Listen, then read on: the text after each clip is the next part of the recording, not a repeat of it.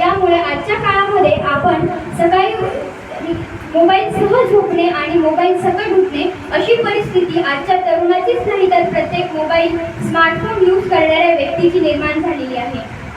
Mobile social मीडियामुळे आपण कुठे चाललो आहोत हल्ली अलीकडची काही घटना म्हणजे एक तुमच्या मोबाईलवर एक लिंक यायची आणि ते लिंक आपण ओपन केल्यानंतर तिथे तो गेम आपण डाउनलोड करायचो आणि तो जीवघेणा गेम म्हणजे ब्लू व्हेल। या गेममुळे काय व्हायचे आपण सुरुवातीला तो गेम आपण खेळायचो पण नंतर तो गेम आपल्याला खेळवायचा आणि तो गेम खेळता खेळता तो गेम आपला गेम कधी करायचा हे कोणालाही समजत नव्हतं। यानंतर सोशल मीडियाच्या दोन बाजू आहेत, एक पॉझिटिव्ह आणि एक निगेटिव्ह।